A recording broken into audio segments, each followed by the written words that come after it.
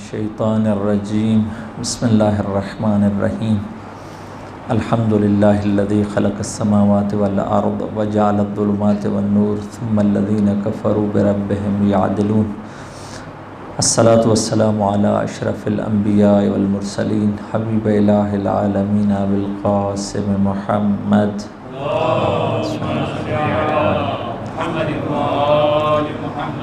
آلہ الاطیبین الاطہرین سیما بقیۃ اللہ فی الارضین روح وارواح من العالمین لتراب مقدمہ الفدا اما بعد فقد قال اللہ تبارک و تعالی فی کلامہ المجید بسم اللہ الرحمن الرحیم حامیم والکتاب المبین انا انزلناہ فی لیلۃ مبارکۃ انا کنا منذرین۔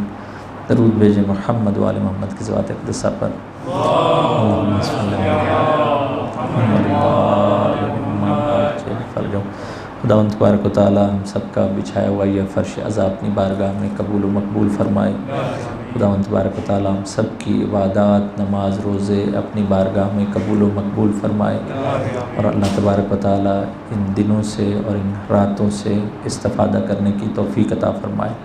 ایک دفعہ پھر مجلس کی قبولیت کے لیے درود پڑھیے گا محمد و آل محمد کی ذات اقدسہ پر۔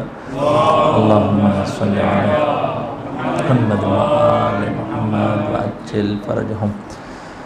زیارت امین اللہ ہم لوگوں نے شروع کی تھی اور آپ کی خدمت میں عرض کیا اس کا پہلا جملہ کہ السلام علیک یا امین اللہ فی ارضہ، اس میں سے سلام کے حوالے سے بتایا کہ جب بھی ہم سلام پیش کرتے ہیں ائمہ کی بارگاہ میں تو اس سلام سے کیا مراد ہوتا ہے، مختصر انداز میں کل آپ کی خدمت میں عرض ہوا۔ بس ایک نقطہ ذہن میں رہے، جو معمولاً سوال پوچھا جاتا ہے کہ ہم لوگ کو نماز کے بعد جو زیارت پڑھتے ہیں اس میں سلام دیتے ہیں تو کیوں تین ائمہ کو سلام دیتے ہیں، امام حسین علیہ السلام کو، امام رضا علیہ السلام کو اور امام زمانہ کو، سارے ائمہ کو یا چاردہ معصومین کو کیوں سلام نہیں پیش کرتے؟ یہ خواتین کی طرف سے بھی اور بعض اوقات مردوں کی طرف سے بھی سوال ہوتا ہے کہ نماز کے بعد جو زیارت پڑھتے ہیں ایسا کیوں ہے؟ تو اس کا جواب یہ ہے کہ سلام جو کامل ہے وہ چہاردہ معصوم کو ہی دینا چاہیے، رسول اللہ سے شروع کرنا چاہیے اور باقی امام عصر تک آنا چاہیے۔ لیکن آپ نے اگر توجہ فرمائی ہو تو ہمارے جو بزرگان ہیں جو بھی سب کانٹیننٹ میں، بر صغیر میں، پاکستان میں ہوں، انڈیا میں ہوں یا دوسری جگہوں پر ہوں، اگر انہوں نے یہ کلچر متعارف کروایا ہے کہ تین اماموں کو سلام بھیجتے ہیں باقی کو کیوں نہیں، تو اس میں بھی ایک حکمت ہے، اس کی طرف توجہ ضروری ہے۔ یا ایران میں بھی بعض اوقات ایسا ہوتا ہے کہ امام حسین علیہ السلام کو سلام بھیجنے کا مقصد یہ ہے کہ بہت زیادہ تاکید ہے امام کے بارے میں سب ائمہ کی طرف سے کہ امام حسین علیہ السلام کو ضرور انسان سلام بھیجے۔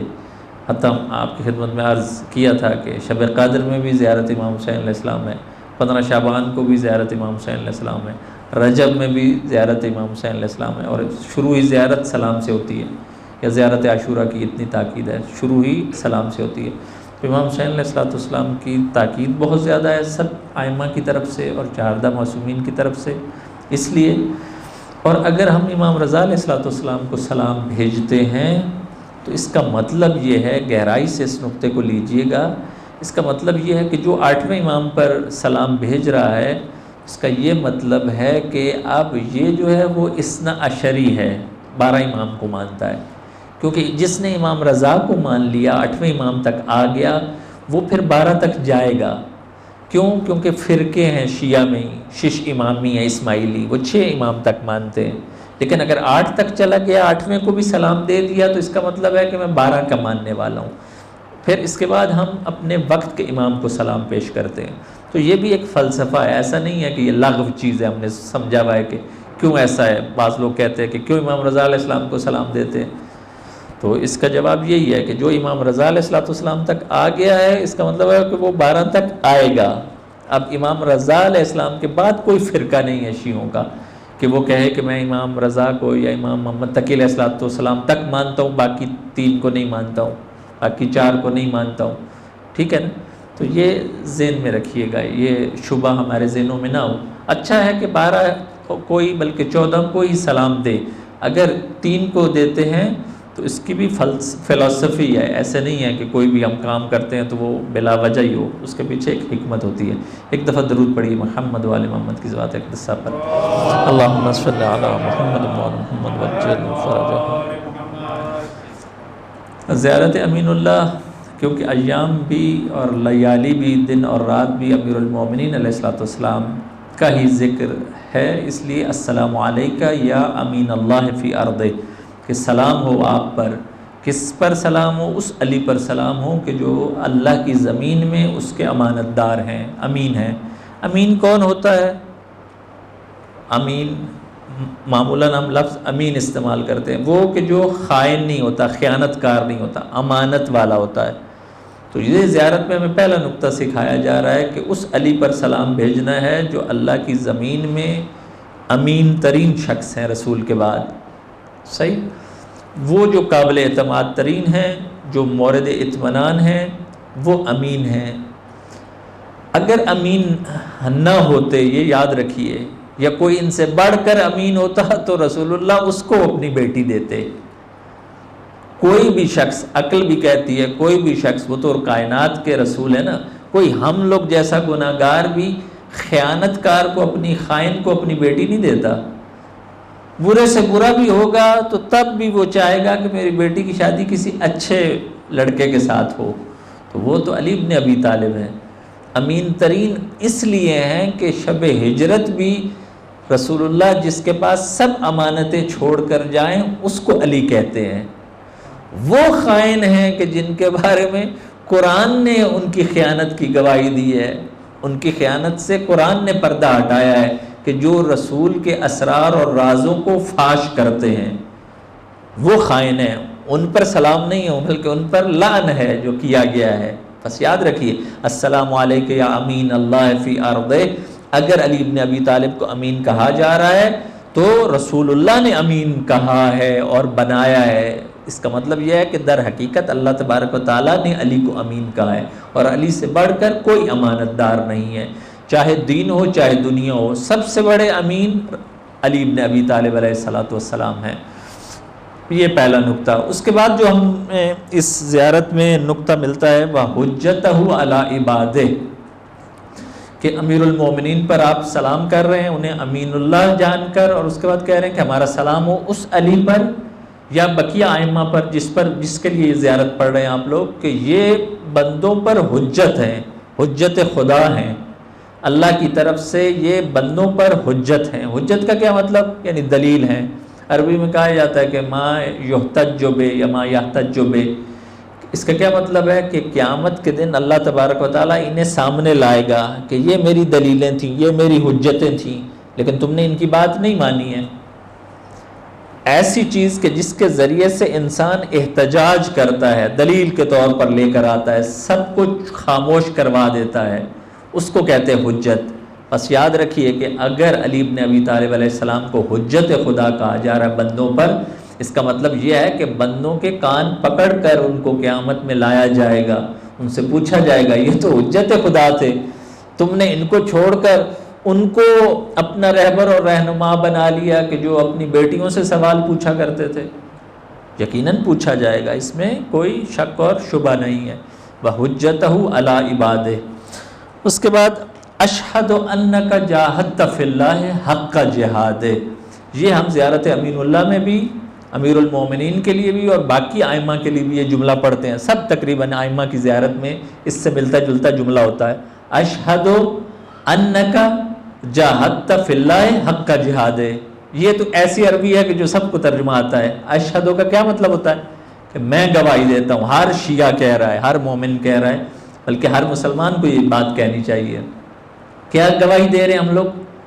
کہ اشہد انک، کہ اے علی بن ابی طالب بے شک آپ کیا ہیں؟ جاہدت فی اللہ حق جہاد، کہ آپ نے اللہ کی راہ میں جو جہاد کا حق تھا وہ ادا کیا ہے۔ اس بات کی ہم گواہی دیتے ہیں کہ آپ نے جو حق بنتا تھا جہاد کا وہ ادا کیا ہے۔ اب تعجب ہوتا ہے کہ شیعہ گواہی علی بن ابی طالب کے جہاد کی دے رہا ہے، دے رہے ہیں یا نہیں؟ ہم سب دیتے ہیں۔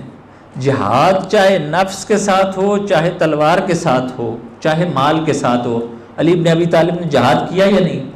جہاد کے لفظ میں سختی ہے، یعنی آسانی سے کوئی چیز نہیں ہوتی، سختی میں ڈالنا پڑتا ہے. چاہے نفس کے ساتھ جہاد کرنا پڑے، مشکل ہوتی ہے، سب سے مشکل کام ہے. چاہے تلوار کے ساتھ جہاد کرنا پڑے، وہ بھی مشکل ہوتا ہے. مال دینا پڑے، عزت اور آبرو کا جہاد کرنا پڑے، یہ بھی مشکل کام ہے. بس جہاد کے لفظ میں ہی مشکل ہے. تعجب اس بات پر ہے کہ شیعہ یہ جملہ پڑھتا ہے کہ اشہد انک جاہدت فی اللہ حق کا جہاد ہے، کہ میں گواہی دیتا ہوں کہ آپ نے جو جہاد کا حق بنتا تھا وہ ادا کیا. لیکن کیسے شیعہ فقط معجزے اور دعاؤں سے چاہتا ہے کہ میں جنت میں پہنچ جاؤں بغیر کچھ کیے ہوئے. گواہی دے رہے ہیں کہ علی ابن ابی طالب نے جو جہاد کا حق بنتا تھا وہ ادا کیا ہے. صحیح، جہاد میں سختی ہے نا، اور میں اور آپ سختی کے علاوہ ہی نعرہ لگا کے جنت میں پہنچنا چاہتے ہیں، یا 4 دعائیں پڑھ کے جنت میں پہنچنا چاہتے ہیں، یا تھوڑا سا مال دے دیں تو سمجھتے ہیں کہ دین پر ہم نے احسان کیا ہے. یا وہ ہم لوگ بچپن سے پڑھتے آ رہے ہیں کہ لکڑہارے کی کہانی، وہ معجزہ پڑھ کے اپنی دعائیں بخشوا کے ہم جنت میں جانا چاہتے ہیں. یہ نہیں ہے دین شیعت کا. اصلی دین وہی دین ہے جو علی ابن ابی طالب کا ہے. گواہی اس کے جہاد کی دے رہے ہیں اور سوچ یہی رہے ہیں کہ ہم نعرے سے پہنچ جائیں، یا ہم معجزے سنا سنا کے شیعوں کو پہنچا دیں جنت میں، جنت کے ٹکٹ دے دیں. نہیں، جنت میں اگر جانا ہے تو علی کی طرح کا کچھ کام کرنا پڑے گا. اگر یہ موقع یہاں نہیں بنتا ہے، جو کہ یہاں نہیں بنتا ہے کہ جہاد خدا نخواستہ کوئی ویپن اٹھا لیں جیسے عرض کیا، لیکن یہ جہاد بنتا ہے وَجَاهِدْهُمْ بِهِ جِهَادًا كَبِيرًا.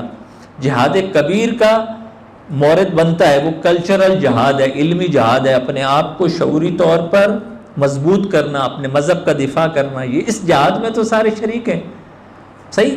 اگر کوئی بھی ایک بندہ کہے کہ دعائے ندبہ میں یہ مشکل ہے، یا کوئی یہ کہے کہ پرنس فلپ کے لیے جو ہے وہ فاتحہ پڑھنا چاہیے، سارے پڑھیں، تو کم از کم شیعہ میں اتنا شعور تو ہونا چاہیے کہ پرنس فلپ کے لیے کون فاتحہ پڑھے گا، جس کی ساری عمر ہی طاغوتی نظام کی بقا میں گزری ہے، اس کے لیے کون فاتحہ پڑھے گا. اتنا تو پتہ ہونا چاہیے انسان کو. وہ کوئی بھی پڑھوائے. توجہ آپ نے فرمائی. اتنا شعور شیعہ میں ہونا چاہیے کہ جب بھی اس قسم کی بات آئے فوراً ایکٹیو ہو جائے کہ یہ اصلی اسلام نہیں ہے، یہ نہیں اصلی اسلام. اتنا تو پتہ ہو، اتنی کوشش، یہ اتنا جہاد تو ہونا چاہیے.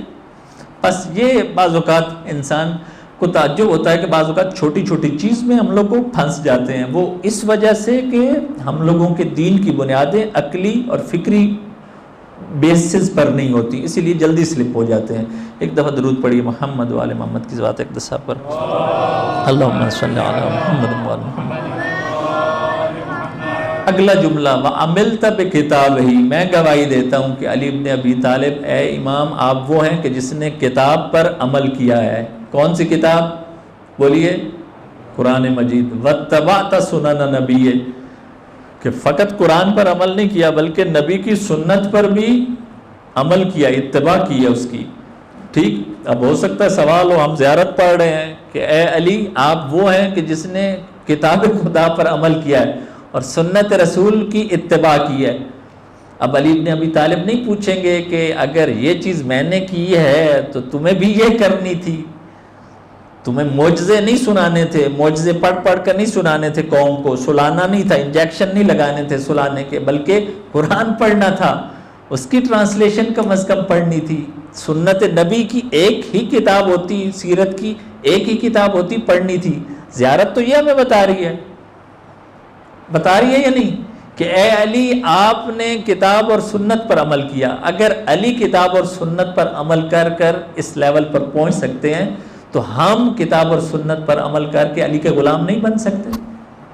یقیناً بن سکتے ہیں. بس علی والا دین ہے یہ زیارت امین اللہ. توجہ فرمائی.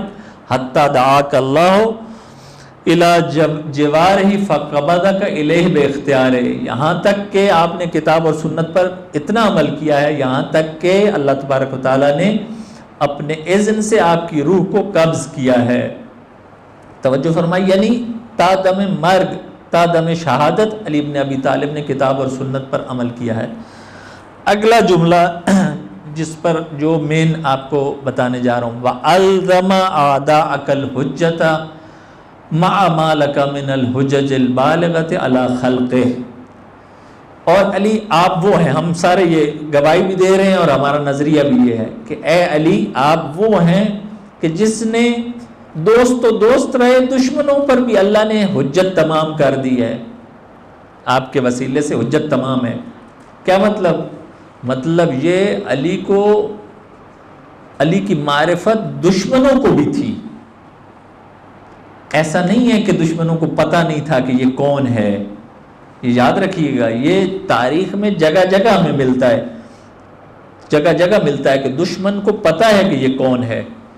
جب امیر شام نے جنگ صفین میں اپنے مشاور عمرو عاص کو بلایا اور بلا کر یہ جملہ کا قسم اٹھا کے کہا کہ واللہ اللہ کی قسم مجھے پتہ ہے اگر میں علی کو مار دوں تب میں جہنمی ہوں، اور علی اگر مجھے مار دے تب بھی میں جہنمی ہوں.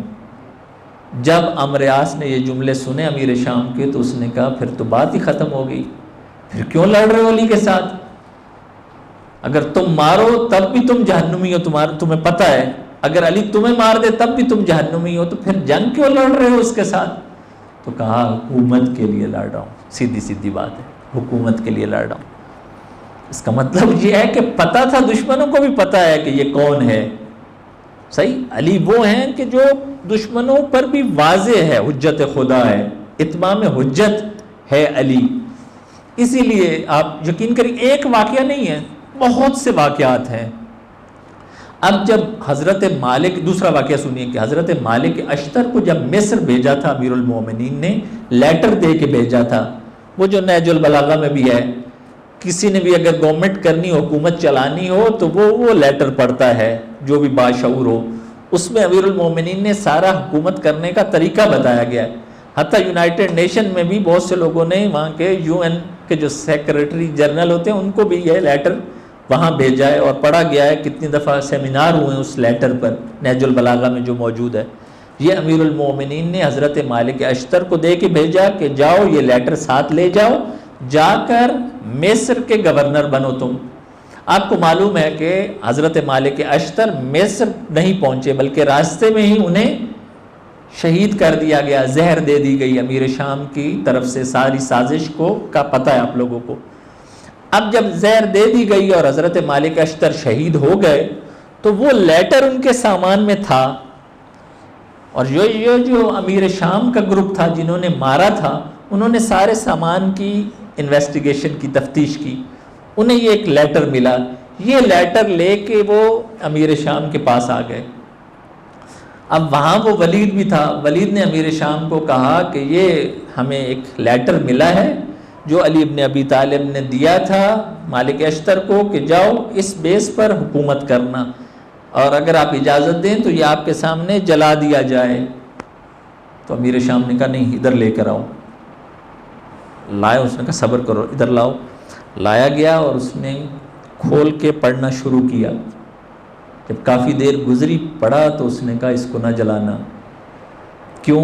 اس نے کہا یہ لیٹر اس لائق ہے کہ یہ جس نے بھی حکومت کرنی ہے وہ اس لیٹر کو پڑھے. اس میں اتنی حکمت کی باتیں ہیں، اتنی الہی باتیں ہیں کہ جو آج تک میں نے کسی لیٹر میں نہیں دیکھی. کون کہہ رہا ہے؟ یہ دشمن علی کہہ رہے ہیں.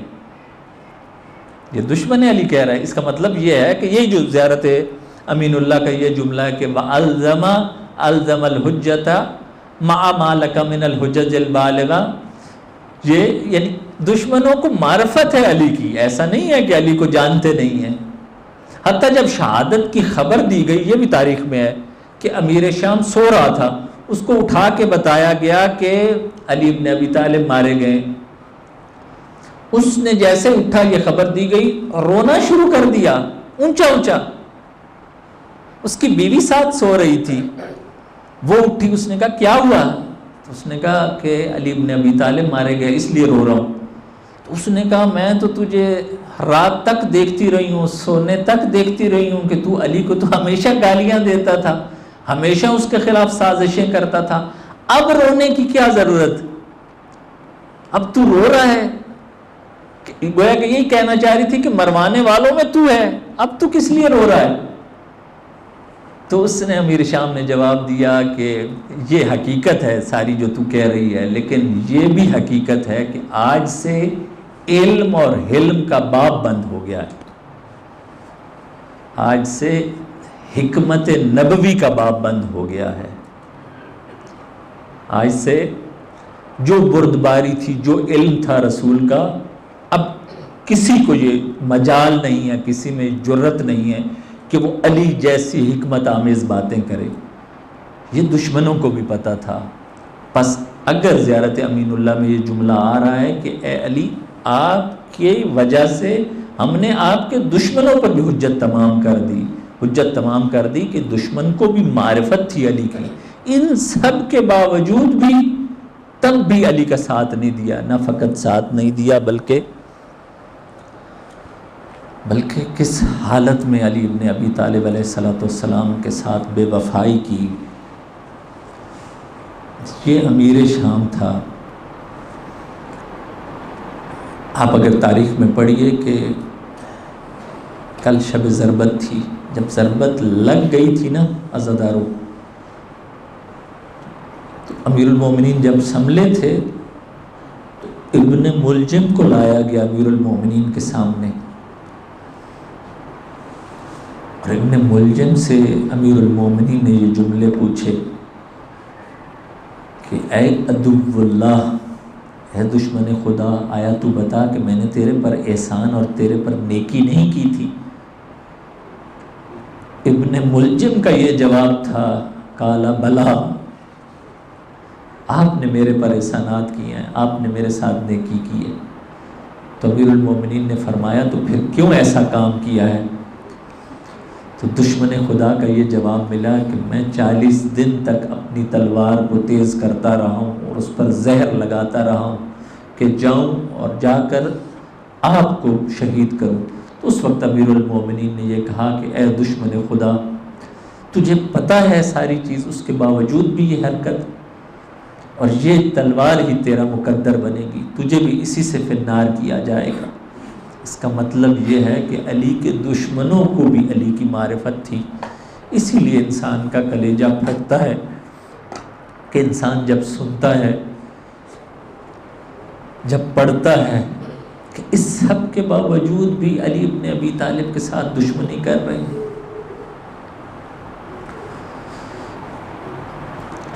جب یہ آج کی سحر میں یہ صدا جب گونجی تھی، تعدمت واللہ ارکان الہدا وانتمست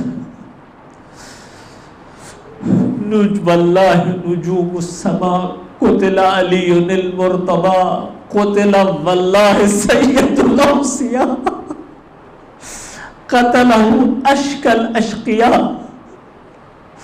پھر یہ صدا فقط ایک جگہ تک محدود نہ رہی ہے۔ اہل کوفہ کو جب پتہ چلا کہ علی کو ضربت لگی ہے، پھر مسجد کی طرف دوڑے، اہلیان کوفہ مسجد کی طرف دوڑے۔ اب منظر یہ ہے، مقاتل نے لکھا ہے کہ مولا حسن علیہ السلام تشریف لاتے ہیں، اپنے بابا کے سر اقدس کو اپنی گود میں رکھتے ہیں، اپنے بابا کے سر اقدس کو اپنی گود میں رکھتے ہیں۔ مکتب میں یہ ہے کہ میرے مولا کی آنکھیں بند ہیں، اور جو سر اقدس سے خون بہ رہا ہے وہ ریش مبارک تک آنکھ پہنچا ہے۔ اب بیٹے سے رہا نہ گیا، علی کی آنکھیں بند ہیں لیکن حسن کی آنکھیں کھلی ہیں۔ مقتل نے لکھا ہے آنکھیں تو کھلی تھی لیکن اتنی تیزی سے گریا جاری تھا، اتنی تیزی سے آنسو جاری تھے کہ وہ آنسو حسن کی آنکھوں سے نکل کر علی مرتضیٰ کے چہرے پر گر رہے تھے۔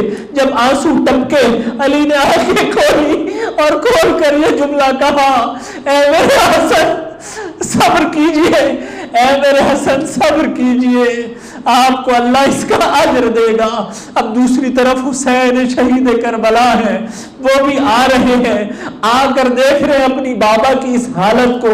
عزادارو ایک جملہ مقتل نے لکھا ہے، میرے مولا حسین نے اتنا زیادہ اس منظر کو جب دیکھا، اتنا گریہ کیا کہ پلکیں بھی مجروح ہو گئی، اتنا گریہ کیا کہ پلکیں بھی مجروح ہو گئی۔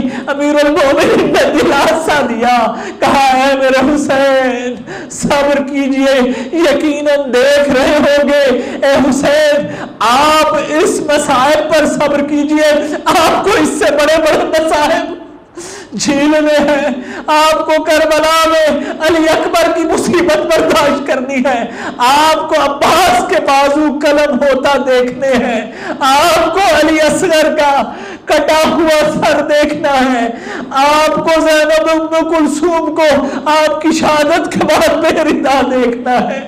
اے حسین صبر کیجئے، اے حسین صبر کیجئے، اجرکم اللہ، اجرکم اللہ۔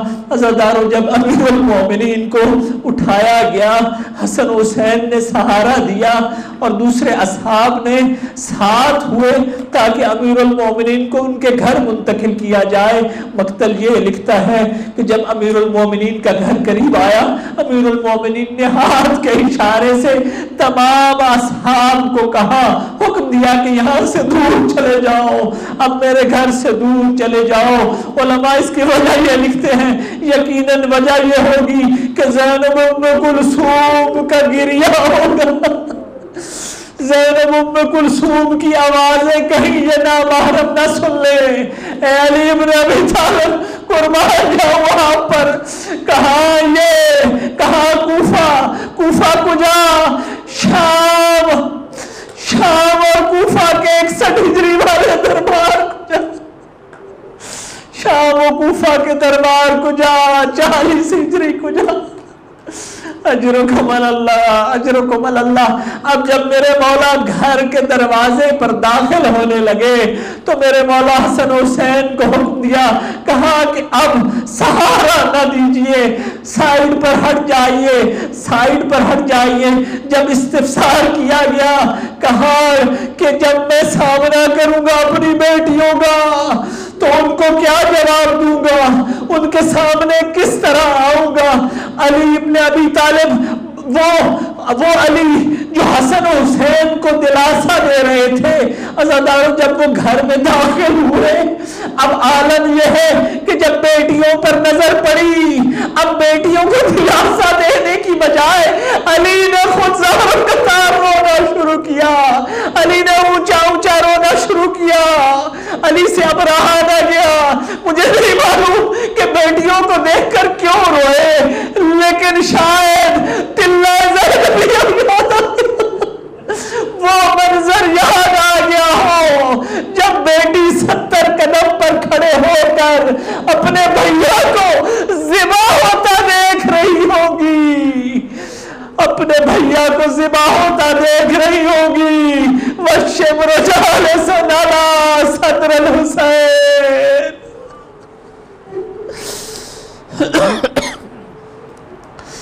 الا لعنت اللہ علی القوم الظالمین۔